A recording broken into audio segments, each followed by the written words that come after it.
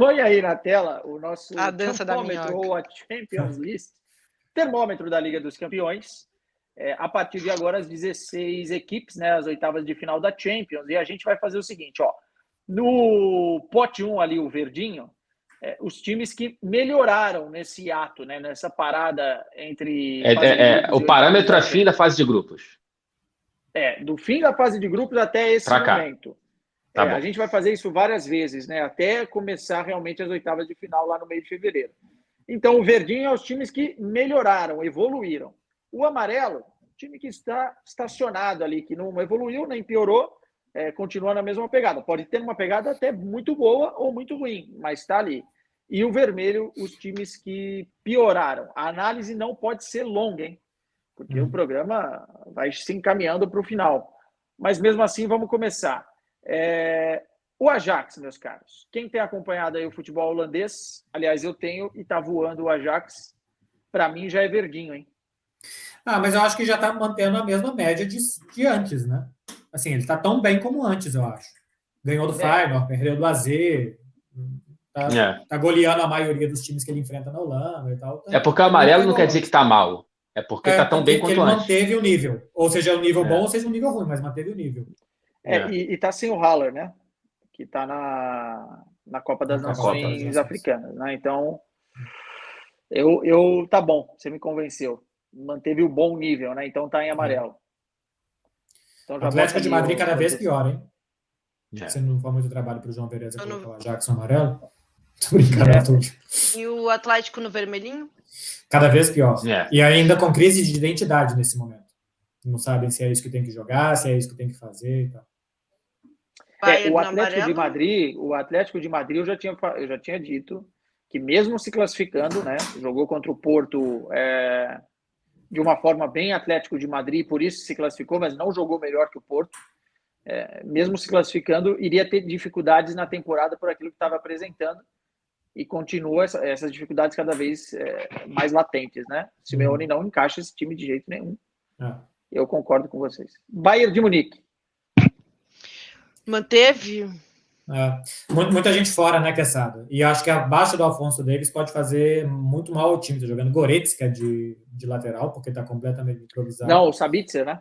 O Goretzka tá voltando. Sabitzer. Eu nem posso fazer é o que você falou, não dá para fazer avaliação. Perdeu do Borussia Mönchengladbach, né? Assim como já tinha perdido na Copa da Alemanha. Eu deixaria no amarelo porque é o que você disse. O time sofreu demais aí com o Covid e com o desfalques. Está voltando agora, mas manteve, né, na Bundesliga a liderança, o gap da liderança, então amarelinho está de bom tamanho. Benfica, vermelho, cara, totalmente. Acho que talvez é o time que mais ou tenha preocupações, né, porque da fase de grupos aqui, perdeu 2 vezes para o Porto, foi eliminado da Taça de Portugal, perdeu o seu treinador, né, demitiu como um acordo com o Jorge Jesus. Tem um treinador que hoje não é a confiança total do torcedor benfiquista. O Nelson Veríssimo vinha fazendo um bom trabalho na equipe B, mas é um treinador pouco conhecido ainda do futebol português em termos de primeira liga, né, em termos de primeira divisão. A 9 pontos do Porto na liderança do campeonato português e vai ter agora o Final Four da Taça da Liga em janeiro. Ou seja, se não vencer a Taça da Liga, mais pressão ainda vai acumular para fevereiro. E não me surpreenderia que tivesse que buscar um novo treinador por pressão. Hein? O Benfica garante até o final da temporada o Nelson Veríssimo, mas a coisa tá feia. Benfica e quem mesmo? Ajax. Então o Ajax já era favorito, esse favoritismo ele cresce com o momento. Por enquanto tá bonito para o Ajax. Jogo rápido na dupla inglesa aí. Chelsea, pior momento desde que o Tuchel chegou no clube, completando 1 ano agora no cargo, né? Então, assim, vermelho latente. E o Manchester City eu acho que vai pro verde, porque na fase de grupos, por mais que já estivesse bem na Premier League, descola muito nesse ato, na liderança da Premier, e demonstrou uma vulnerabilidade na fase de grupos da Champions, na defesa, sofreu muitos gols, né? O Leipzig, por exemplo, meteu 3 aqui em Manchester. 3 do Nkoku, inclusive. E agora a defesa acertou. Então, acho que só melhorou. Eu vou falar da dupla italiana, se alguém mais quiser falar também. Eu acho que os 2 verdes A Inter está competindo e jogando muito bem, fazendo muitos gols e tal, embora tenha tido um inexplicável Inter e Atalanta 0-0 no final de semana, porque era jogo para gols. E a Juventus, nas últimas semanas, a Juventus, desde que fez a Roma romar, né, aquele 4-3 maluco de algumas semanas atrás, a Juventus vem melhorando. Ganhou ontem muito bem da Sampdoria, no final de semana fez um jogo bastante sóbrio contra a Udinese, jogou bem contra a Inter, a Supercopa na semana passada, pelo menos conseguiu competir com a Inter. Eu acho que do time do Maximiliano Allegri você espera mais ou menos isso, que compita. E a Juventus, nesse momento, está competindo bem na temporada. Então, acho que os dois italianos estão subindo. Só para a galera que não ficar maluca aí, não é um ranking de quem está melhor nesse momento, e sim de quem evoluiu e quem involuiu ou quem ficou comparado com eles próprios, né? Não é que o Chelsea está pior do que a Juventus. É a Juventus comparada com a Juventus, o Chelsea comparado com o Chelsea. Isso aí. Exatamente. França, Lille, Dona Isabela Pagliari. E o Beckler também, porque o Beckler, ele precisa de filho na vida dele, que ele está assistindo tudo. Ele tem tempo, hein? Esse menino está brilhando. Isa? Olha, diria que piorou, Lille. Lille não está bem nessa temporada e já põe o PSG junto, dizendo que o Paris Saint-Germain manteve o nível ruim no amarelo.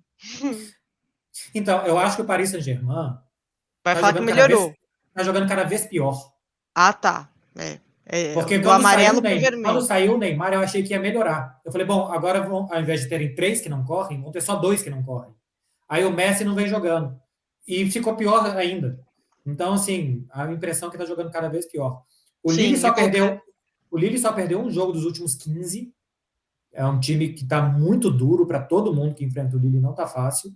Mas ele também empatou 8 desses 15. Então ele também não ganha, ele não sai muito do lugar. Amarelinho. Mas é um time duro, viu? A Tamara tá empatando, né? Mas é um time duro, viu? Lille e Chelsea hoje, o Chelsea é favorito, mas quando sai, a gente falou, o Chelsea não precisa nem entrar em campo. O Lille tá endureceu contra o Paris Saint-Germain, inclusive, no Campeonato Francês, e o Chelsea vem mal.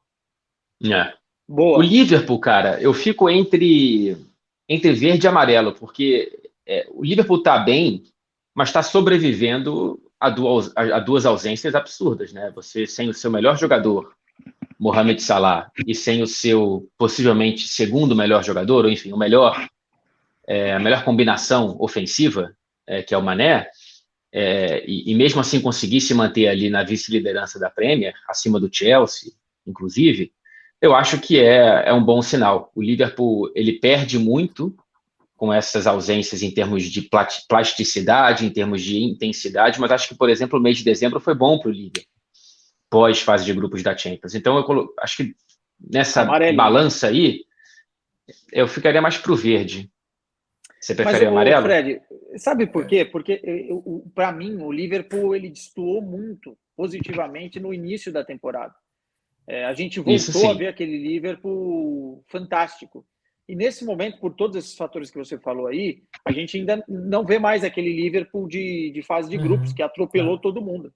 Então, então bota no amarelo. Eu colocaria no amarelinho só para dar aquele gostinho, porque eu acho que o Liverpool está entre os favoritos de vencer a Liga dos Campeões pelo que apresentou na fase de grupos. Atropelou todo mundo no grupo da morte. Só que nesse momento eu acho que o time não está jogando mais do que estava jogando, por exemplo, em outubro ou em novembro, entendeu? Que o fim da fase de grupos é em dezembro já, né? Mas tudo bem, amarelo. Pode ser. É isso. Beckler, Madrid, que a nossa Tati não está. Então, acho que a Tati colocaria mais estável, até porque ela olha com um pouco mais de lupa. Eu vejo o Real Madrid subindo, porque eu acho que é um time cada vez mais maduro, consciente, controlador, dominador. Acho que no início da temporada era uma novidade que esse time estava jogando cada vez melhor, e agora a maturidade que esse time está mostrando para mim é um time cada vez melhor. Eu também acho. Eu escrevo embaixo, e acho que assim, a minutagem vai ser fundamental para esse time, né? Porque tudo bem que eles já se conhecem e muito, né? Mas esse encaixe que, especialmente Vinícius Júnior, o próprio Benzema, junto com os 3 do meio-campo jogando muito bem, eu acho que a minutagem cada vez mais faz esse Real Madrid ficar forte, né? RB Salzburg, para quem acompanha o RB Salzburg, aí vai ficar complicado, hein? Cara, eu não posso dizer absolutamente nada, viu? Isa, eu só vi aqui que tá na liderança. Tá na liderança? Nada a declarar. O problema do RB Salzburg, agora sem brincadeira, é a Liga, né? A Liga é muito pouco atrativa, né? Ó, para você ter uma ideia, últimos jogos do Salzburg, venceu 6-0, 5-0 e 3-1. Foram 3 jogos depois do último jogo da fase de grupos contra o Sevilha, que já tinha vencido. Então, porque venceu os últimos 3, vamos colocar aí no amarelinho, né? Mas assim, sem critério nenhum, gente. Amarelo, categoria não sou capaz de opinar, né? Nada a declarar, no caso. Como é que chama? A Glória Pires? É a Glória Pires, isso. Olha, a última derrota do Salzburg foi dia 2 de novembro contra o Wolfsburg. Depois daquilo, o time... Não, perdão. Foi dia 23 de novembro contra o Lille. É isso, vai ficar aí o Salzburg. Já falamos demais dele também. O Sporting não lidera o campeonato português. Eu acho que eu colocaria no amarelo. Teve alguns problemas aí de lesão, né? O Pedro Gonçalves, que é um dos principais jogadores do time, voltando. Perdeu para o Santa Clara no jogo que Marcelo Beckler foi a loucura. Né? Quer falar alguma coisa? Mas que era 3, quesada, 2 deram verdinho, aí o Sporting perdeu a primeira do ano, do campeonato inteiro, não perdia desde abril. Perdeu quando? Perdeu no dia que eu apostei. É isso. Então, mas eu coloco no amarelo porque eu acho que nem evoluiu nem evoluiu. O Sporting é muito constante e é uma das equipes boas de disputar, né? De brigar dentro do Campeonato Português. É um time que toma muito poucos gols, a não ser esse jogo que o Marcelo apostou. Eu acho que, inclusive, tomaram gols por isso. 3-2. Fizeram 2-1, que essa tomaram empate 1 minuto depois. Olha, não sai da cabeça dele. Manchester United, Frederico? A única diferença do United hoje para aquele do Solskjaer, da fase de grupos da Champions, é que você tem alguma expectativa de que aconteça algo diferente simplesmente pelo fato de ter um novo treinador. Porque se você olha o mesmo jogo, tá, e você esquece que antes era o Solskjaer e agora é o Rangnick, a confusão e o deserto de ideias são os mesmos. É um time que apresenta um futebol cada vez mais pobre. Cada vez mais pobre. É um time que todo mundo está jogando pior. Todo mundo está jogando pior. O Sancho é impressionante o quanto que não faz absolutamente nada no Manchester United, e acho que muito por conta do coletivo. Acho que é difícil criticar só o Sancho nessa, assim, porque acho que o United está tão mal que puxa todo mundo para baixo. A única diferença é que quando você vê o jogo hoje, você espera que algo aconteça porque você está esperando alguma coisa nova de um treinador novo. E esse é o risco de toda equipe que tenta se reinventar no meio da temporada, né? Deu certo para o Chelsea na temporada passada e está dando até aqui bem errado para o Manchester United. Então, assim, sem nenhuma dúvida, num vermelho escarlate aí. E como é fácil atacar o Manchester United, né? Como é fácil. O De Gea deve ser, depois do Cristiano, o melhor jogador da temporada do Manchester United. E, assim, é isso. Qualquer um chega de qualquer lado, se ataca muito, se ataca pouco.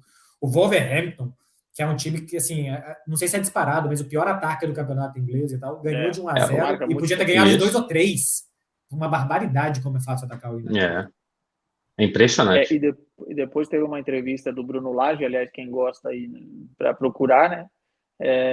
Destrinchando um pouco o que é como atacar o Manchester United, fazendo um tutorial. Depois vale a pena quem quer saber. E no YouTube. O Villarreal, Beckler. É amarelo, porque eu acho que esse time está no limite dele. Faz alguns bons jogos.